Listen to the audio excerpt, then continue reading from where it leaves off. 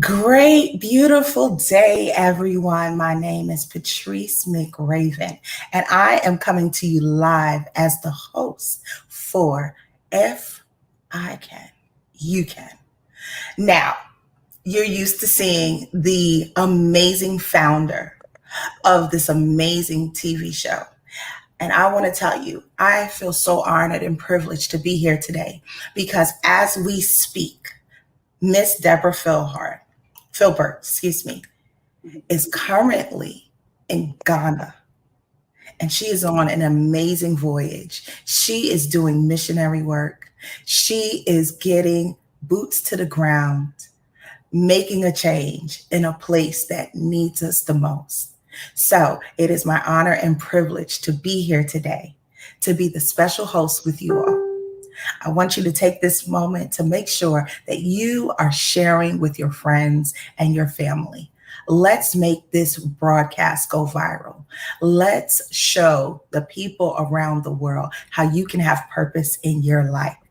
And speaking of purpose, I am so grateful to be a part of Imagine Me TV network, able to be a platform for people around the world. So if you have a vision, if you have something amazing, this is truly the place to be. Now, I want to take a moment and tell you just a little bit about myself before we go forward. I am Patrice McRaven, and I am the mom of two teenagers. So pray for me. I have a 15-year-old son and a 13-year-old daughter, and they definitely keep me busy. But I'm one of those overachievers. So entrepreneurship is the world that I live in. I am also a coach, I'm a speaker, and a consultant. I have many other things in the works, but those are the things that I am passionately pursuing at this time. So having this opportunity to be on here is a joy and a pleasure. I'm also a U.S. Air Force veteran. I served 6 years active duty, and I loved every moment of it. And I'm thankful for being a part of the military because it allowed me to grow and stretch in so many ways. And it gave me opportunities to meet amazing people. But it also showed me that there are so many things that are in this world that are attainable to us if we have a great mindset, hopes, and dreams, and we connect with the right type of people. And that is what has happened here today at Imagine Me TV network. I have been able to connect with someone extraordinary on a different level. So, who do we have today?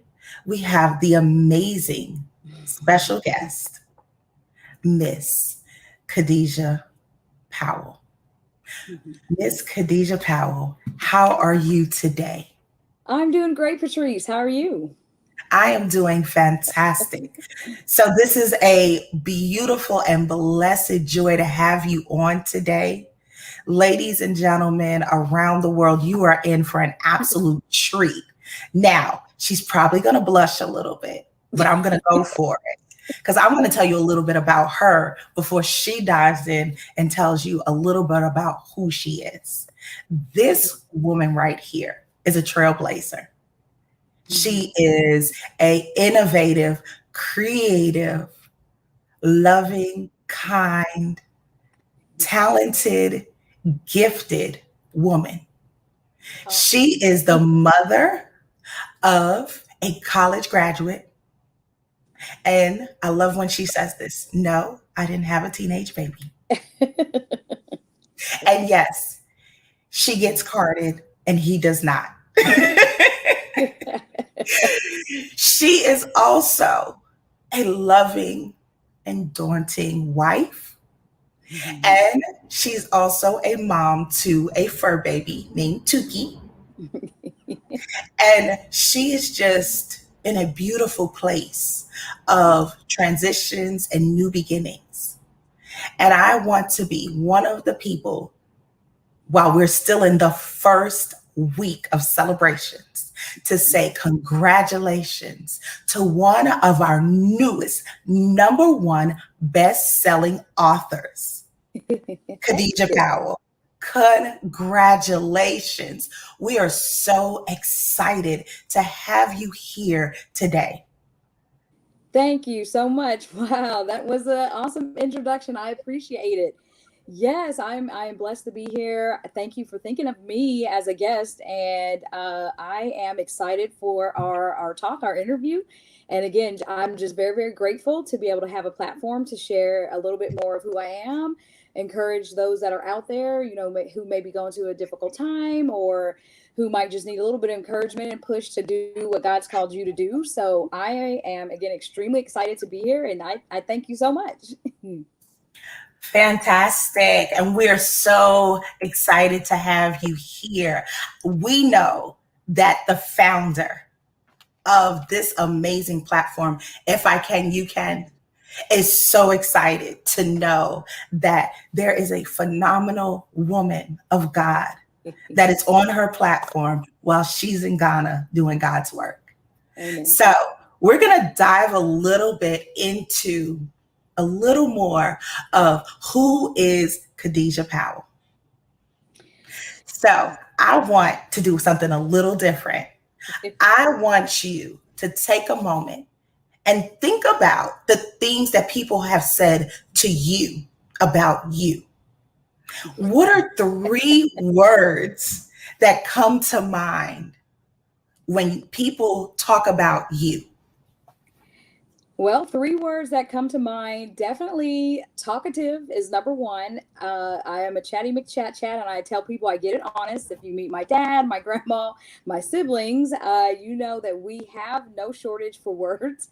They would also say that I was funny. Because I always like to make people laugh, and I've always been that way. And then the third would definitely be that I am compassionate. I really take the time to listen to people, their struggles, try to have an encouraging word, pray for them, whatever it is they need at that moment. If I am able to help, I would go out of my way to do it. I'd give the shirt off my back, and it would not be an issue. But that's just kind of who I am. And then I would kind of add that they would know that I'm a child of God. Every time I'm blessed, I give honor and glory to my Lord and Savior Jesus, because I would not be here without him. I would not be here without the blessings from the Lord. And so those would be the probably top 3/4 things that people would say to describe me. I concur. Based on the relationship that we have, I definitely concur. And I would say definitely those are the things that I think about as well when I think about you, Kadesha Powell, the woman, because you wear so many hats. So let's it's so much goodness that you have going on that I'm just like, where do we begin? I have my notes, but it's just like so exciting. So thank you for that icebreaker, because sometimes it's so important for people to not only know what they believe of themselves, but the people that matter, that they're in alignment to which you believe that you are who you are and how they describe you, which means you have a great tribe around you. And that is so wonderful to hear. Probably why #1 best-selling author is one of your titles right now that we're celebrating. And so let's talk about this. Okay. That's #1 best-selling author. Tell us about what is it that inspired you to write? Let's talk a little bit about that before we even talk about the book. Okay. What I believe that inspired me to write was when I share my testimony, because people are like, "Oh, you're bubbly and you're upbeat and you're just like so positive." They don't think, "Oh, okay, you've gone through some things in your life." And so when I kind of sit down and I share my testimony about, being neither biological parent raising me and my sister, we were raised by our paternal uncle, which I will forever be grateful. Bounced around from home to home until I want to say I was in the 4th grade before we found stability, and some of those things that happened. And so I am also a high school teacher. So when I talk to my students, I let them know, okay, yes, there's some difficult circumstances, but if again, try to focus on what it is you want to do, what it is you're called here to do, at that time, and then try to move forward. We cannot go through life without disappointment. We cannot go through life without hurt, without pain, but we have to learn how to process those feelings, those emotions. And the biggest key component of that is also forgiveness. So we forgive, again, those that have offended us, but sometimes we have to forgive ourselves, because I'm sure somewhere down the line we've hurt and offended others. And that's why it's important, again, having a relationship with, Jesus, helped me to really move into who I am as a perfect person, to be confident in, one, I'm a child of the Most High God. That's my identity first. The roles that I'm here on earth, I try to filter them through that lens, that component. So what inspired me was when I sit down and everyone's like, you should write a book. Like, I had never thought about that, or I didn't even know you went through that, because you're not one to complain, or you're not one to really share your troubles. You kind of put the smile on and, keep it moving. And so I knew, like, probably a long, long time ago, the Lord had put in my heart that I needed to be writing. And so I want to say it probably took about a good maybe 8 years, 10 years before I actually finished, but I did finish.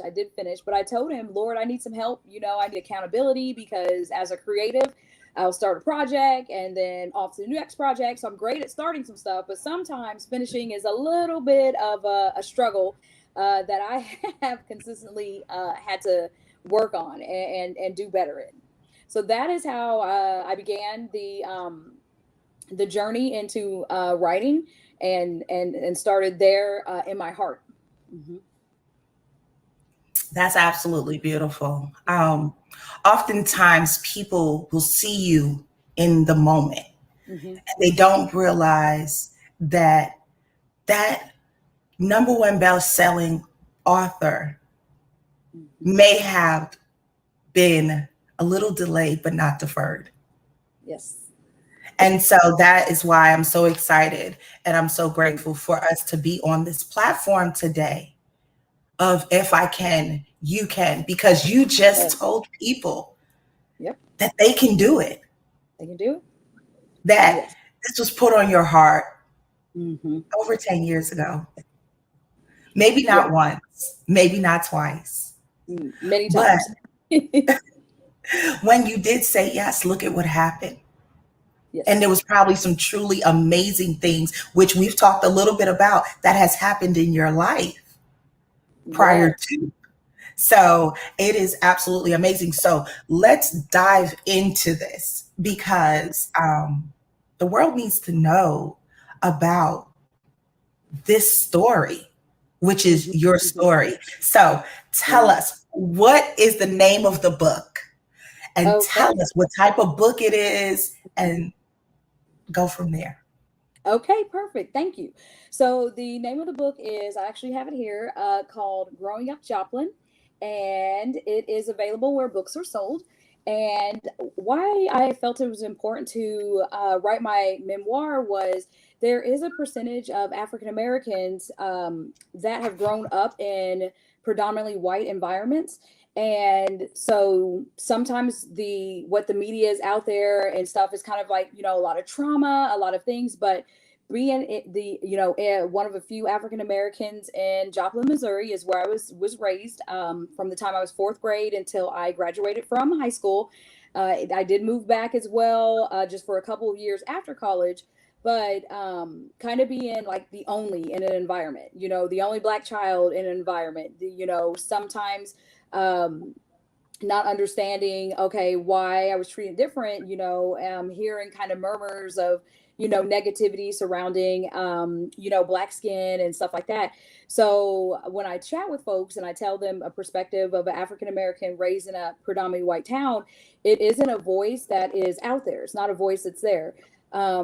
So a couple of the things would be, again, having to look at my schedule, call all my friends, because the town was probably about 3%. So a little bit about Joplin. It's in the southwest corner of the state of Missouri, and it's kind of where Kansas, Oklahoma, and Arkansas meet. So tiny little town, maybe 50, 60,000 people maximum. Very small, like I said, maybe 13 elementary schools, 2 middle schools, 1 junior high, 1 high school when I was there. And so you get to really know the people that you're with, because you're, by the time you get to middle school, that's half your class, so then also with thing with small towns, most of the time people don't leave. You don't have a huge influx of people moving in and moving out. They kind of stay there. It's very traditional. I would probably say very conservative, little town. But again, with being an only in those, you then now are hyper aware of your surroundings. I would call our friends, or do we have a class? And we wouldn't have any classes together.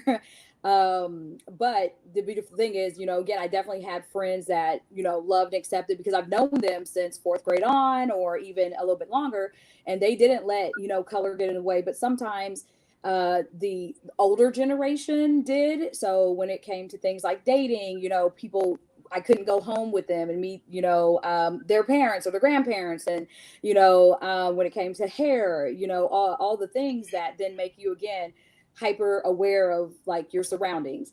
So that is why, like, I felt that the memoir was important. Now, the interesting part, when I went to college, I found myself kind of surrounded in an all African American environment. Now, which was funny too, because it's like, why do you sound white? And I was like, I sound like the way I grew up in Joplin. So it's kind of like a both sides, I don't know how many times you're like a black white girl, and, all these comments and stuff that, like, after a time, it does weigh down on your self-esteem and your self-confidence, when you're like, okay, well, why can't I just be me and like be accepted? So that's why, again, the premise of my book, I talk about the triumphs, because there were some great triumphs. I talk about the struggles. You have to balance out, the good with the bad. I talk about my relationship with the Lord, how travel really also opened up my eyes, and moving from Missouri to the East Coast, how that also helped in my journey. That is extraordinary. Thank you so much for sharing that. So Yep. we know that you were in a unique upbringing from just Yes. the tidbits that you've shared. Now, Yeah. talking about the writing part, Yes. what was that process like for you? Was there any challenges? And how did you overcome those challenges? Okay, so yes, great question. Thank you. So what ended up happening was, I want to say around October, November, I had the unction to get to writing again. So when I was praying, I said, "Well, Lord, I need help, because you know me. Like, I'll be like, I'm gonna write, and then meow, it'll fall down." We were also still in the midst of a pandemic, and I'm a high school teacher, so being in an entire virtual setting, I had to shift everything that I had to do. So I actually teach film and video. So I teach kids how to shoot and tell their own digital stories, which is a very hands-on type of class. So in a virtual setting, I had to adjust everything. So I remember just popping on Facebook and say, "Hey, does somebody have a Clubhouse invite?" And immediately, one of my friends from church, she's also my birthday twin, she sent me an invite. So I logged create account, logged on, and the first room I saw was, "So you want to write a book?" So I immediately clicked on that room to still try to figure out how the app works. And the room was led by Miss Nelena Kai, who is a USA Today Essence, and she's also a bestseller, maybe over 30 books she's written, and she was issuing a challenge. Write your memoir or your self-help in 30 days, and we'll supply that. You would have this. So immediately after the Clubhouse, I jumped on her Instagram, applied and got the Zoom link, and then I went to the Zoom. So they explained the program and how it would work. So pretty much what they said, like, lit my ears on fire. You have accountability every day. You got to focus. You have this. And so when I began that, I listened and I said, okay, you know what, I can do this. This is just 30 days. What's 30 days?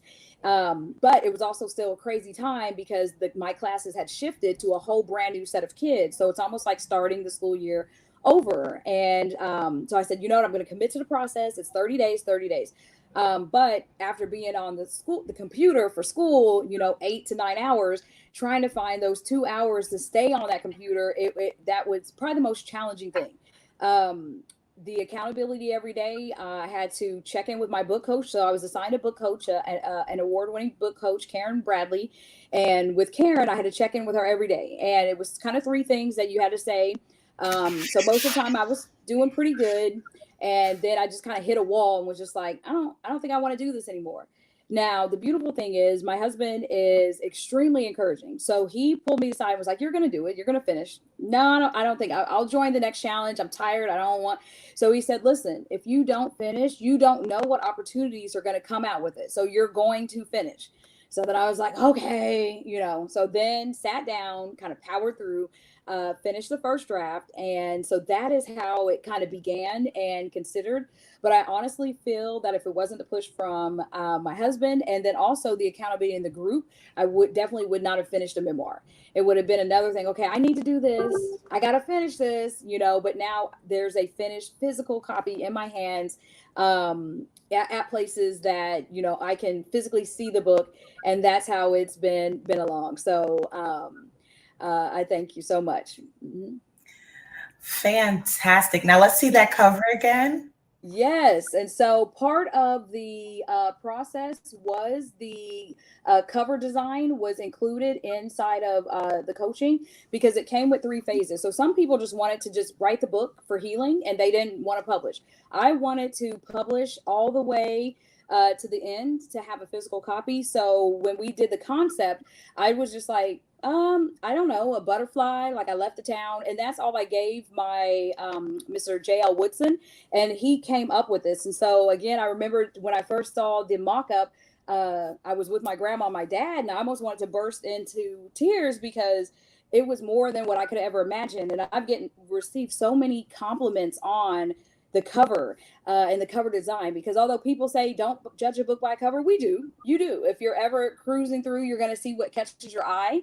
And if it's not popping, if it's not there, and he's a professional cover design. So I was blessed to be able to work with him. But for me, just saying a butterfly, small town, I don't know what I want. And that's what he gave me. And I loved it.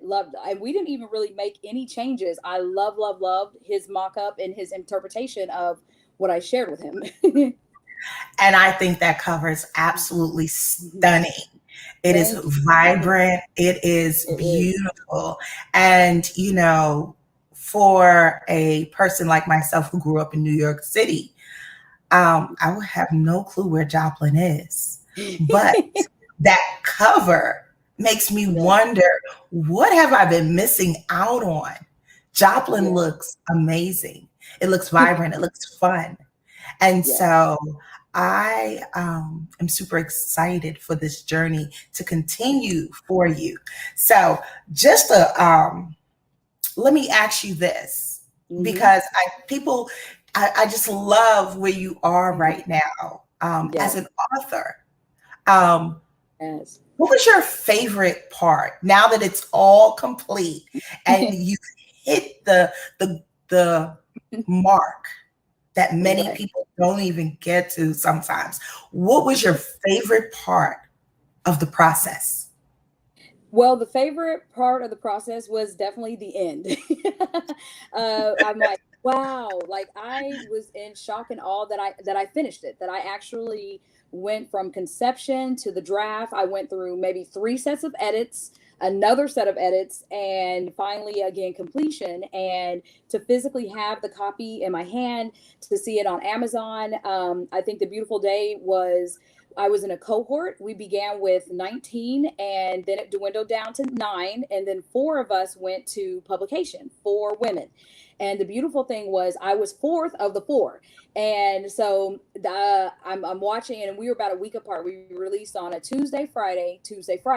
And so I was number 4. And we, again, as our group and the part of Nalena Kai's Tribe Called Success was that we encourage each other.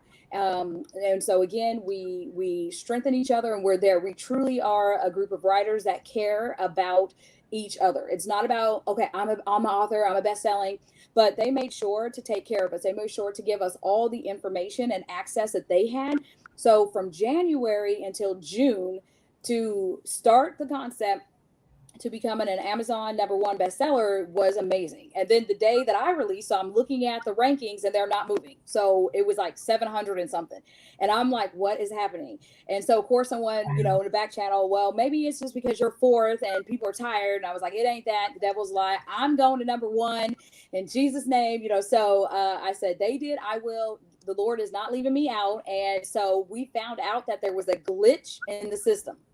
And so the whole Wow. day we were pushing, the whole day that people were purchasing the book, it didn't move in the systems. The rankings didn't move. So finally, about maybe 6 o'clock, 7 o'clock, of course, I'm getting like a little anxious and antsy, like what is happening? And I'm decreeing and declaring in Jesus' name, I'm going to be, before I go to bed, I'm going to see it on here.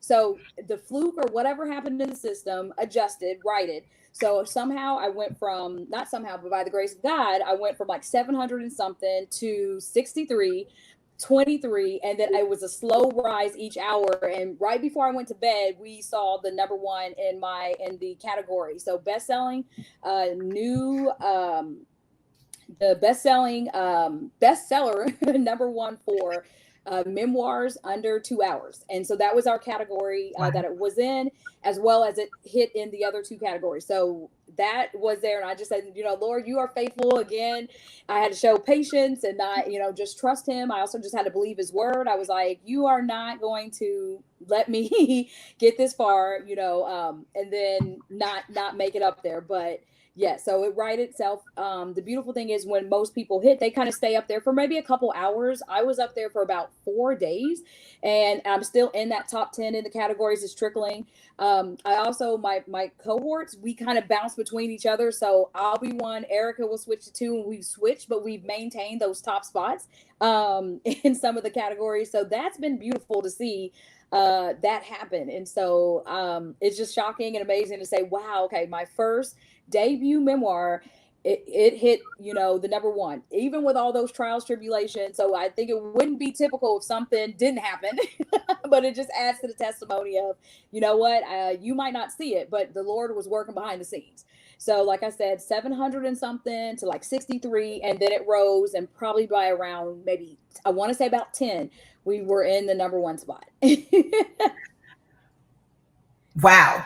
First off, congratulations once again, Kadesha Powell. Thank you. Number one best-selling author, professional educator, a mom, a wife, yes, a woman of God, a hope in the church actively, yeah, a granddaughter actively, a sister, a friend, a confidant, so many beautiful things. Yes. And you were at 700. So you're telling us for the non behind the scenes book world people, yes, for the people that just go to the Amazon and buy it, yes, you're telling me there was 700 books in your category. Yes. And then you showed up. Yes. And the day you showed up, you went from the bottom 700, rose into the 60s, and then went to number one. Yes. In less than 24 hours. Less than 24 hours. Not less than 12 hours, honestly, because the way we began our marketing was we all began to post around 7 and 8 in the morning. And so, yeah. And then, like I said, I'm checking, I'm emailing. Okay, is it me? What's happening? Because as I watched my cohorts, I saw them move a steady thing. So by noon, they were in those number one spots. And I'm like, okay. And so, yeah, it did. So again, what God has for you, God has for you. I also, speak faith-filled words. When the one person, said, well, maybe it's because people bought all the other ones and aren't going to buy yours. I was like, I don't accept that. Mine is just as powerful and it's just as strong, and people want to hear what I have to say. So in Jesus' name, I'm going to number one. I'm going to number one. So it was also, I think, a faith walk of, okay, well, are you trusting me truly? Even though the circumstances and what you see may not align up yet with what you're decreeing and declaring. But I saw it. But I knew in my heart, it was going to number one, that we were not accepting anything less than number one on the same day release.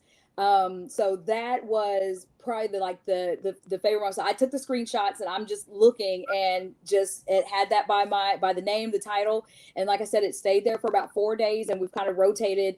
I will be doing a book tour in Joplin. So I do anticipate the sales going back up. And again, this is just the beginning. It's not a one-hit wonder, because the beautiful thing with being inside of a group, a tribe of authors, was that opportunities came out of this. So I was asked if I could be in one of the anthologies, and I was a little bit nervous because I hadn't written fiction, and so I was paired with one of the ladies in my writing group, Erica, who is amazing. So we had 7 days to write about maybe 10 to 12,000 words. All we had was like our one line concept. We had to start from scratch and finish. We both work full-time jobs, so doing our schedules, we'd work, get on a computer 3-4 hours a night, work through it. The beautiful thing is that we complemented each other so well in the writing style. She's phenomenal with details. She can, color scheme, fashion. She's all that. I'm great with dialogue because I imagine conversations in my head, and my characters kind of talk to me.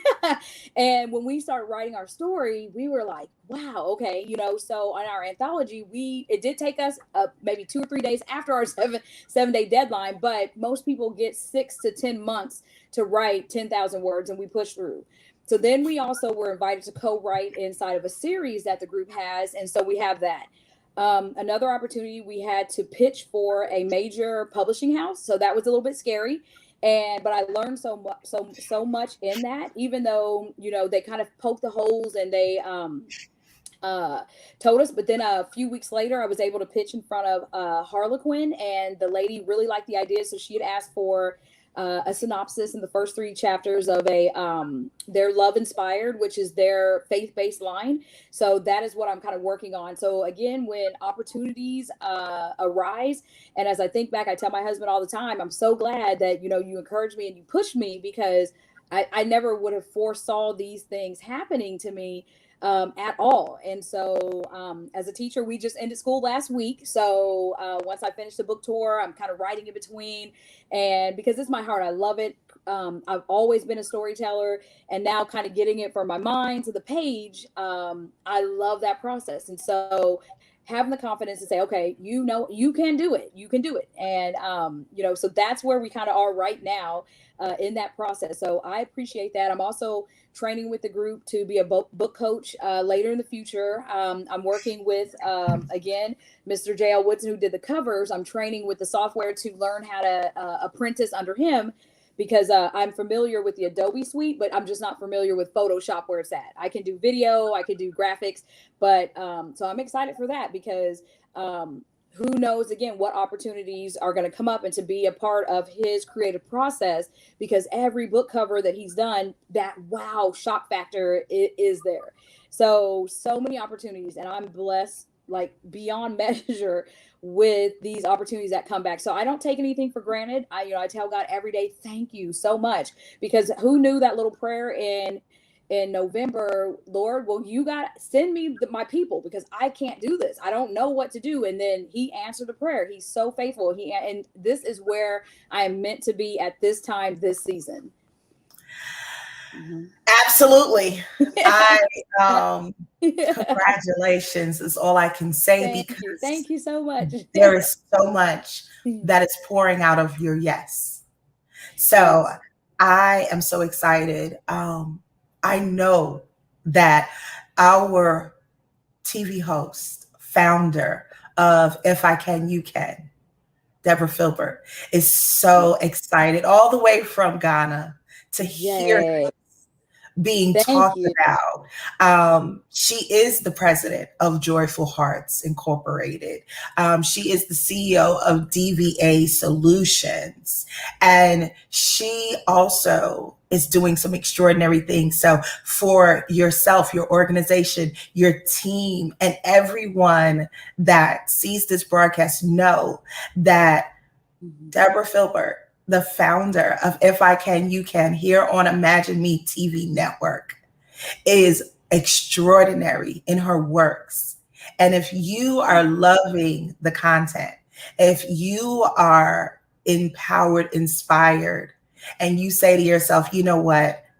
Thank you, Debra, for having this platform where we can hear from a #1 best-selling author, a professional educator who has so much more that we're going to hear about. Take a moment, check out her website, check out the GoFundMe account for the people in Ghana for her mission trip. She's looking to build a school out there.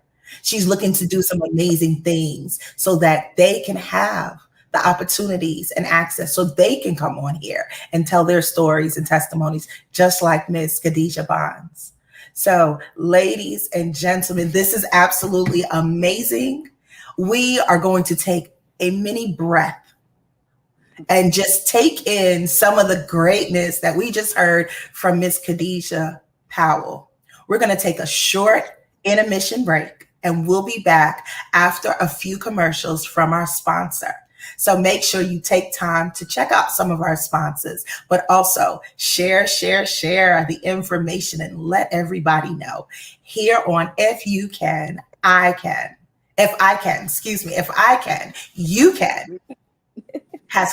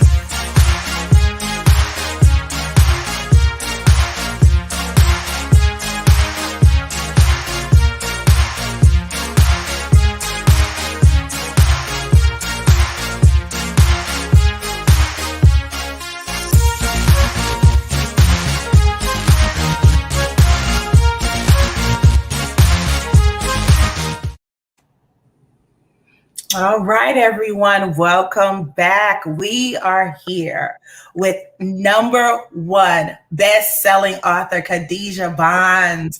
Thank you so much for being here with us today on Imagine TV Network on this amazing platform with special guest, myself, Patrice McRaven, and I am here today standing in for the amazing, phenomenal host of If I Can, You Can. Thank you so much, Kadesha Bond. So we're talking about this amazing book, Growing Up Joplin, that just released less than a week ago. It hit number one best-selling author in multiple categories in less than 12 hours with glitches in the system. Yes. With other tribe members releasing books before your book. Yep. And let's talk a little bit about that. You mentioned that there were other releases that were done, and they hit number one bestsellers as well.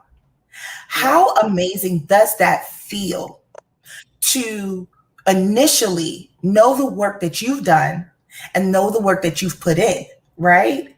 Yeah. To see you support others and then boom, it hits you as well. Tell us about that actual feeling.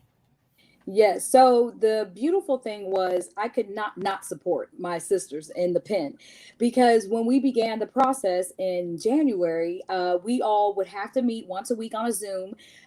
We exchanged exchanged phone numbers and got to kind of get to know each other. So even if I didn't hit that day, I still was super excited for Marie, for Erica, and for Dr. Vanessa. I purchased their books, read it, gave the review. They all have such inspiring, beautiful stories. And but to know them on a human being level, know them as women of God as well, again, I could not support. And so you literally become a family, because no one else has kind of gone through the journey kind of the way that we did. now with Miss Nelena Kai, this was her kind of first challenge to go into self-help and memoirs, because she was fiction and romantic suspense, and that was kind of her wheelhouse and her comfort. I'm so grateful for her to listen to that. She listened to the voice of God to open the door and prompt. So the beautiful thing is, with what happened with the four of us, and they called us for the longest time, we were the newbies, we were the babies. For the babies to come out of the gate, off the four that made it, for each of us who've never written anything professionally ever before, to come. So then that just kind of was like, wow. So now people are kind of like, well, what are you guys doing and what's happening? And we're like, we're just living life, writing, and but there is strength in numbers. There's strength in people who are positive, who are rooting for you, who literally, truly, and genuinely have your back. And when you get to see them face to face, and you get to know them over this 6-month period, again, how could I not support them? So even if, by the grace of God, it wasn't my time for number one, I would have been okay with that. I honestly would have, and it would have not taken anything from me to continue to support the members of Tribe, to continue to support Erica, Marie, and Dr. Vanessa. And so, yeah, and so that was just my mindset of like, I want us all to win. And I've always been that type of person. Like, I've never had to take anything from anyone else to shine, or, nor do I have to be the center of attention or the center stage. I'm just kind of like in the back, like, okay, yeah, I'll be your best cheerleader and hype man if you need it, or hype woman if you need it. But that's who I've been since, I think, forever. That is extraordinary. And God honored that. Because like you said, you were the fourth one. So you got the blessed opportunity to do what you love to do. Yes. Which was be the cheerleader for people, support people, rally behind them. And then God turned around. He did. And he honored you and he blessed you overly and abundantly. And I know the success is going to continue. So we're so excited. Once again, congratulations. It's coming in the chats. The beautiful thing of being a part of Imagine TV Network is they stream on multiple platforms. So you are streaming on Facebook, you're streaming on Roku, you're streaming on YouTube, and so many other awesome platforms. So we're getting messages in different platforms from different people around the world, and they are all saying congratulations to you. Thank you. Thank you so much. Congratulations.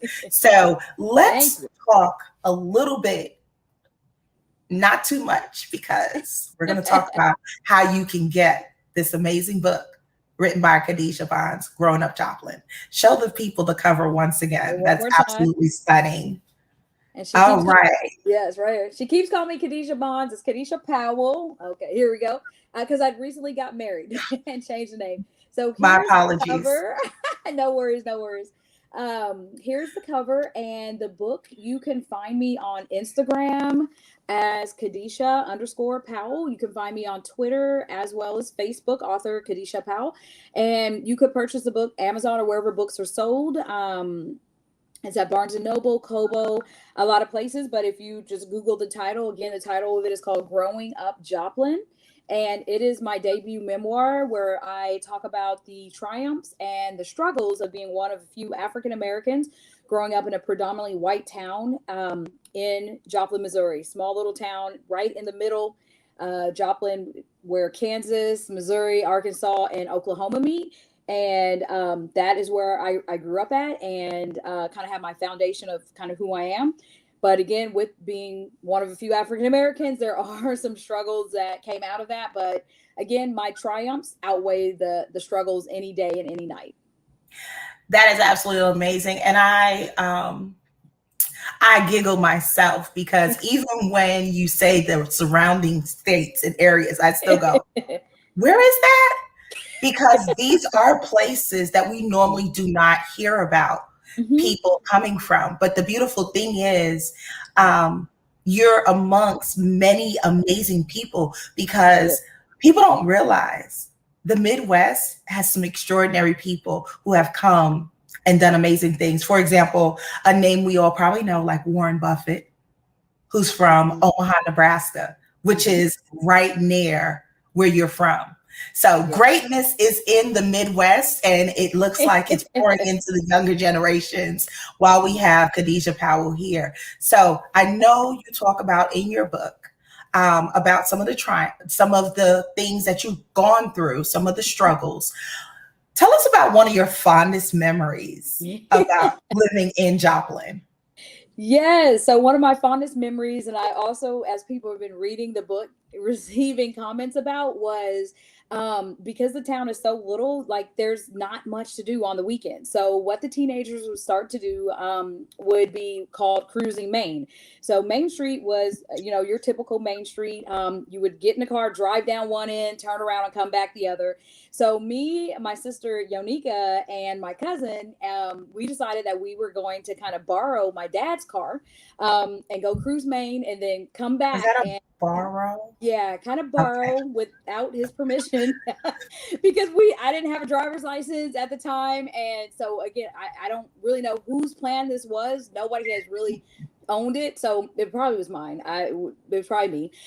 So we waited for Papa to go to sleep and we heard him snoring. He was like knocked out. So we're like, okay, we're gonna sneak out the back door, put the car in neutral, push it out the driveway, push it up. So Wow. we're cruising, having a great time, kiki in the streets and stuff. And all of a sudden, we see him in my Aunt Emily's car and was like, "Go home now!" And we were like, "Oh my god!" So in the car, we were trying to make up a lie. Like we had nothing. We were just totally busted. Totally busted. And Wow. so, we took our time getting back in there. He was so upset with us. He didn't really talk. He was just like, you know what? I will deal with this tomorrow. Go to bed. So me and Yonika ran back to our room and we were just like shocked because we're like, he normally is a heavy sleeper. And when he's knocked out, he's knocked out.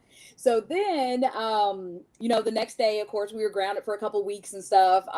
Then he came in and fussed because I had accidentally forgot that I had left a cassette tape in there of some gangster rap. And so he got an earful of, Straight out of Compton. So I got in trouble for the type of language and we didn't listen to that type of music in addition. So that is always funny, from that. So we always wondered. So it came out years later that a neighbor across the street watched the whole thing. He then went over, knocked the door down, told on us, and then that's how we ended up getting busted. So every time we saw the neighbor, we'd like give a strong side eye and be like tattletale. But yeah, but it's little stuff like that. And again, to be in small towns, and like I said, a lot of my classmates have been some of my greatest supporters. They giggle because, yeah, we remember that, because in small town, it gets out real, their dad came up there and was like, get home. So that will definitely be one of the funniest memories. And every time someone asks my dad, well, what kind of trouble did the girls get into? Me and Yonika look at each other and be like, when we stole the car. And he'll be like, probably when they stole the car. So that we literally still laugh like, this just happened, about that. And again, I want to say maybe 16. Yo might have been 15, and like T was my age. So yes, one of the fondest memories. It always brings me joy thinking about that, and I'm just cracking up laughing. So most people, when they giggle, they'll reference that part in the book about getting in trouble cruising Maine in the town. So cruising Maine was the Cruising thing Maine to do in Joplin. in the borrowed car. Yeah, in the car where dad sleep, and he always sleeps heavy Always until sleeps you heavy. have a neighbor So we got a neighbor who likes who, to bang on doors. yeah, and we didn't even see him when we went outside. So I don't even know where he was, but yeah, because we looked both left, right, and then yeah, we done put it in park, pushed it on up, like we had really thought it through. That further lets us know that the mind of a 16-year-old still needs a little bit of development, because in your Oh, mind you had a flawless plan. we had a flawless And plan. so this is so beautiful to hear, just this little snippet of Yeah. the joy that happened Oh yeah. through the trials and tribulations of growing up in Joplin. Growing up Joplin, it is going to be a book that you want to have. This Yeah. is a book you want to read. This is a book you want to purchase and share, because Kadesha Powell tapped it back into the childhood years. Oh, yeah. She tapped back into her inner self. And I bet this is probably prompting you for some other ventures, maybe? Yeah, oh yeah, definitely some other ventures. I'm a 100% a creative, and then again because I teach film and video, it's definitely a strong area and a strong interest. So who knows? I may have a show and I host authors. I don't know. I'm just like, Lord, wherever you want me, yes and amen is my answer. And he's just again been opening so many doors left and right that I feel like I could barely kind of keep up. So I am open, and anything that allows me to be creative, anything that allows me to connect with other people, that's kind of my purpose. And then anything that allows me to be able to freely talk about my relationship with the Lord, I'm all about those. Oh, and anything I could travel to, because that's that. Put me on a plane, I'm gone. Absolutely, because a little birdie told me you're not even in your state right now. Is that correct? It is correct. I live in Maryland, and so I actually came to Chicago for the weekend with one of my dear friends who she's in my book as well about some of our crazy travel adventures that we've had. But since COVID would not let us be great, we would have been in Ireland right now because she and Wow. yeah. So she and I, since 2015, have taken an international trip each of the summers. And so, again, COVID wouldn't let us be. So we said, well, why don't we just hang out in Chicago for a couple days and we'll go home. So yes, I have been in the city of Chicago, phenomenal city, great food. The best part of the trip, also, besides hanging with Diana, I got to meet Miss Nelena Kai and my writing twin, Erica Davis. And then another lady from our cohort that's in St. Louis came up. So we had dinner on Thursday night. We were in there until the restaurant shut down. So much laughter, so much just camaraderie. And it literally was like, this is family. So that was the most amazing part of the trip. And plus the food was great. The food was great. So it has been great. I saw me and Diana's first time kind of exploring the city. So yes, I am in Chicago. I'll go home 2 weeks later. I'm going to Joplin for the book tour, and because I can't write about my hometown and not go and have an event. So that we're doing our final touches for that event, and so that is kind of what's coming up the next couple of weeks of travel. Sounds like that schedule needs a schedle. It does. And in between, I've got to get my proposal out and some other little things I'm working on, but it'll work out. It'll work out. So there are two sets of people that we're inquiring about. First, we want to know your amazing, loving, kind, caring aunt and uncle. Where are they now?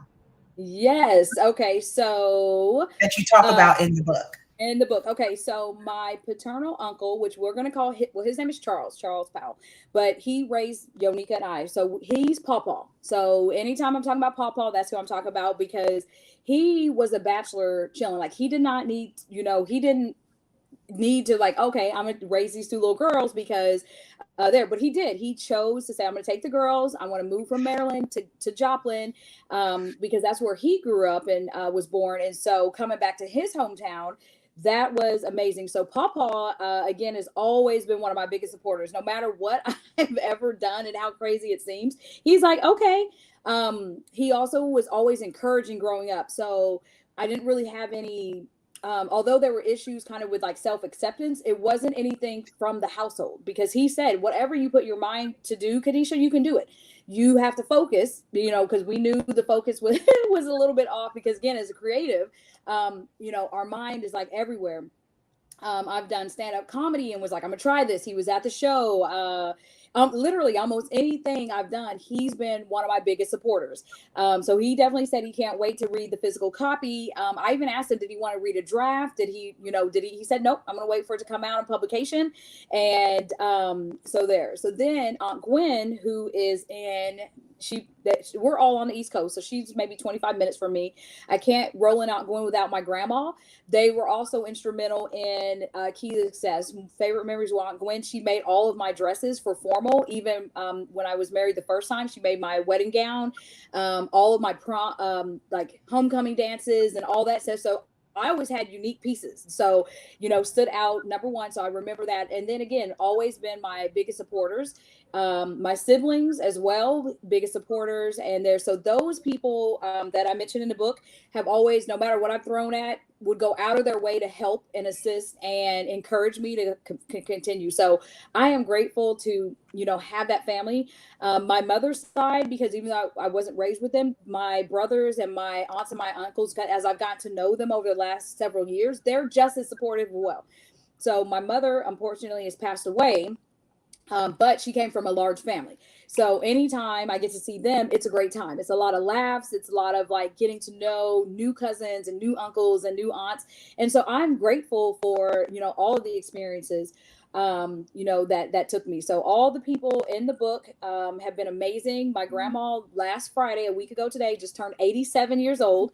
And so that is a huge blessing because so many people, don't have their grandparents. And so she's the matriarch of the family, and she's one of the funniest people I know, and love this lady to pieces. So I love just to hear the stories and her reflect and, take her, we on her 85th birthday, we took her on a cruise. And so she's been amazing. She's been amazing.